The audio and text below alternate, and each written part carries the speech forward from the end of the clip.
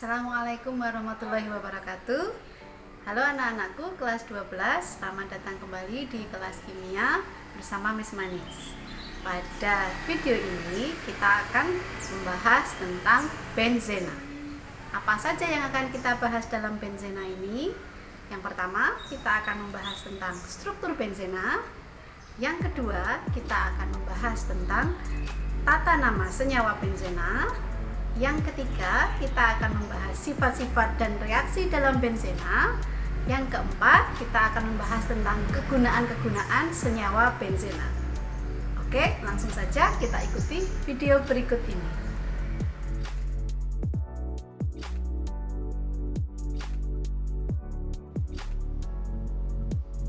Oke anak-anakku, mari kita belajar tentang struktur benzen.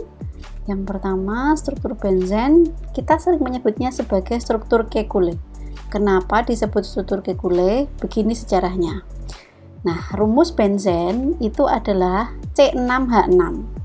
C6 1 2 3 4 5 6, hanya juga 6. 1 2 3 4 5 6. Dia memperlihatkan ketidakjenuhan.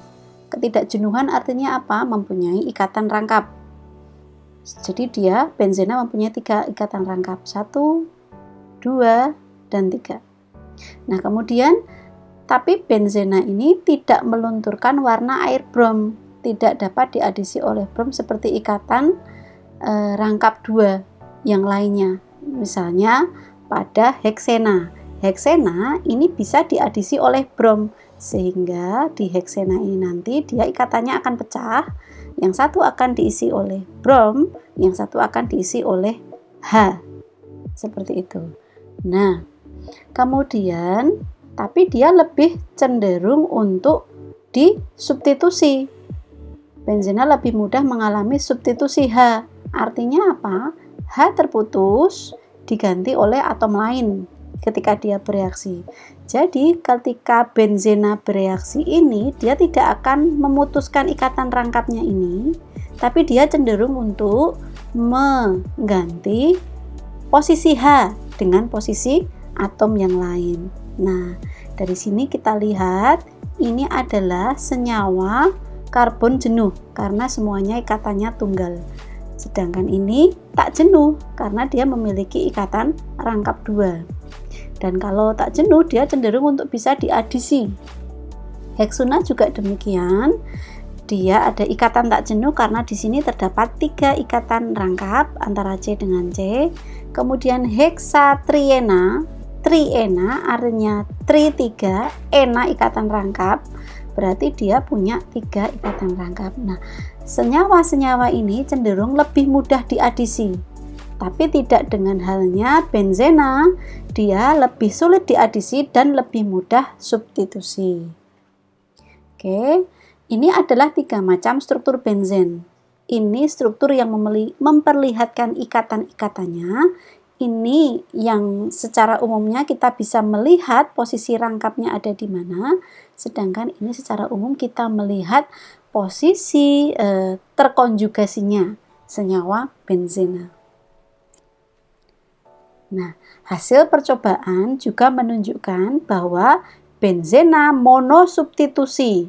Monosubstitusi artinya mono 1, substitusi berarti posisi H digantikan oleh atom lain atau kita lambangkan dengan X misalnya. Tidak mempunyai isomer. Contohnya ada seperti ini, klorobenzen, bromobenzen, dan nitrobenzen. Ini adalah benzena monosubstitusi. Dia berpindah kemanapun tidak masalah, tidak dinamakan sebagai struktur yang lain, tapi tetap struktur yang sama.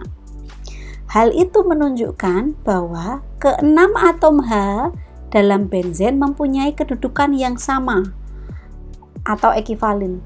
Beda dengan senyawa yang rantai lurus, yang ujung lebih mudah untuk disubstitusi daripada yang ada di tengah.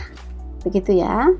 Nah, sedangkan benzen dengan 2 substituen itu penggantinya 2 substituen seperti ini, atau kita bisa menyebutnya C6H4X2 mempunyai 3 macam isomer. Isomer O, orto, M meta, P para. Contohnya seperti ini. Ini adalah 3 macam struktur yang berbeda walaupun dia punya rumus molekul yang sama. Yang pertama ada di posisi orto, yang kedua ada di posisi meta, yang ketiga ada di posisi para. Kita pelajari lebih lanjut tentang hal ini nanti. Nah, Frederick August Kekulé mengajukan struktur lingkar 6 dengan 3 ikatan rangkap yang berkonjugasi dan selalu berpindah. Maksudnya begini, jadi posisi rangkap tidak selalu dia berada di sini. Dia bisa berpindah. Kenapa dia berpindah? Karena elektron di sini dia akan berkonjugasi, berpindah-pindah. Sehingga posisi rangkapnya juga berpindah. Awalnya rangkapnya yang ada di sini, dia berpindah menjadi di sini. Nah, atau kalau kita buat strukturnya, awalnya rangkapnya ada di sini seperti ini, kemudian dia berkonjugasi, berpindah-pindah elektronnya, kemudian dia posisinya menjadi seperti ini. Nah, oleh karena ikatan rangkap pada benzena selalu berpindah-pindah, maka semua ikatan karbonnya sama panjang, yaitu di antara panjang ikatan tunggal dan panjang ikatan rangkap. Jadi di sini ikatannya panjangnya akan sama semua. Yang tunggal juga akan sama. Nah, sekarang kita akan bahas tentang 3 jenis isomer benzen disubstitusi. Di itu 2, substitusi itu pengganti. Jadi ketika kita anggapnya gampangnya punya 2 cabang. Seperti itu ya. Nah, 3 jenis isomer benzen disubstitusi. Yang pertama, posisi orto. Posisi orto itu jika posisi substituennya pada nomor 1 dan 2. Nomor 1 dan 2. Sedangkan meta jika substituennya ada di nomor 1 dan 3. 1, 2, 3. Jadi kita anggap melingkar ini nanti ada 6 posisi. Posisi 1, posisi 2, posisi 3, posisi 4, posisi 5, dan posisi 6. Nah, sedangkan untuk para, struktur para, jika posisi substituen pada nomor 1 dan nomor 4.